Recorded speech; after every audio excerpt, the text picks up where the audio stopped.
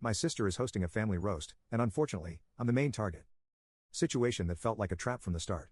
It all began when my sister, Lily 28F, announced in our family group chat that she was organizing a family roast at our upcoming reunion. At first, I thought I'd misread the message. A roast? For our family? This wasn't something we'd ever done before. And the way she phrased it made it clear who the main target would be. Me. Everyone seemed excited right away. My parents sent thumbs up emojis, my cousins started joking about what they'd wear, and the group chat lit up like it was Christmas morning. But I couldn't shake this bad feeling. I know my sister.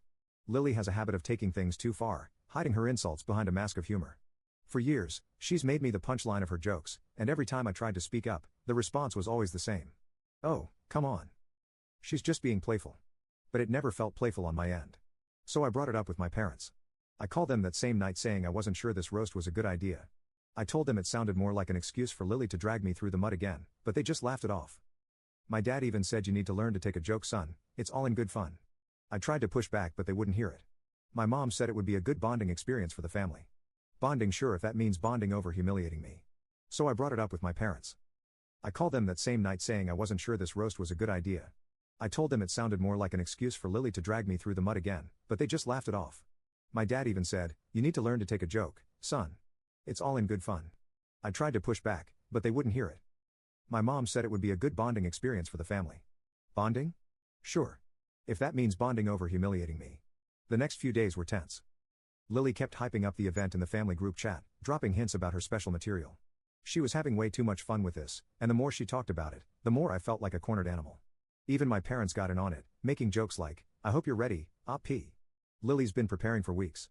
It was clear they were all in on this, and I started feeling like I was alone in a crowd of people who couldn't see the problem. Thankfully, my girlfriend Sophie 25F noticed something was off.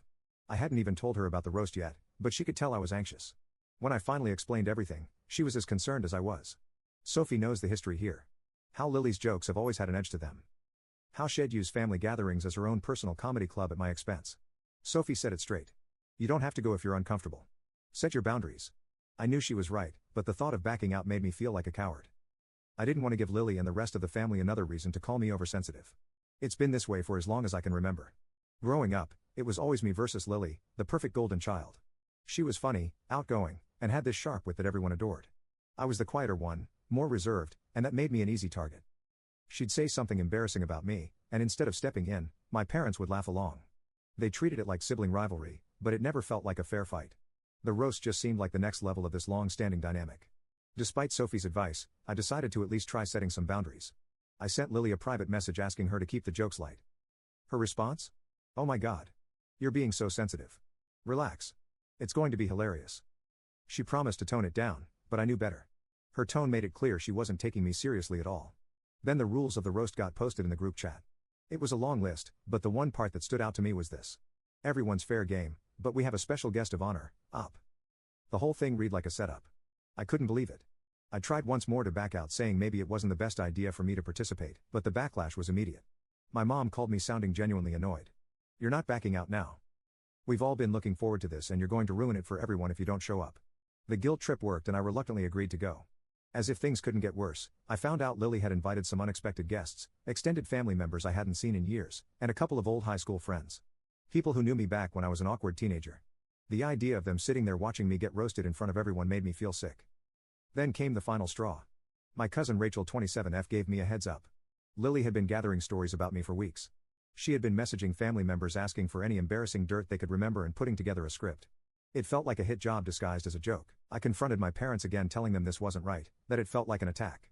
They dismissed me again saying I was being dramatic and needed to lighten up. With no other choice, I decided I'd go to the reunion, but made a backup plan to leave if things got ugly. I told Sophie I was giving my family one last chance to prove me wrong. But the night before the event, Lily sent a message that hit me like a gut punch. "Can't wait for tomorrow. Finally going to say what everyone's been thinking." At that point, any hope I had left was gone. I knew I was walking into a trap. Update 1. The day of the reunion came and I went in feeling tense but determined. Sophie was by my side trying to keep things light. The place was packed, a big rented hall filled with familiar faces. Everyone was in a great mood and it felt like a real celebration at first. There was music playing, tables set up with food, and my parents were busy making small talk with relatives we hadn't seen in years. For a moment, it almost felt normal. Lily was in her element, moving from group to group, clearly the star of the show. She was laughing loudly, greeting everyone with hugs and jokes. It seemed like the whole room was revolving around her. I spotted a few high school friends Shed invited without telling me, and it hit me again how much effort Shed put into this. I tried to stay calm and told myself maybe I was overthinking it. Sophie squeezed my hand and gave me an encouraging nod. When it was time for the roast, everyone gathered around. My dad called for silence and Lily stepped up with a big grin on her face, holding a microphone. She started off with some light jokes about our parents poking fun at their quirks. Everyone laughed and I felt myself relax a little. It wasn't so bad. She moved on to our younger cousins, making silly jokes about their social media habits. Even I chuckled at a few of those. For a moment, I thought I might have misjudged this whole thing. Then she turned to me.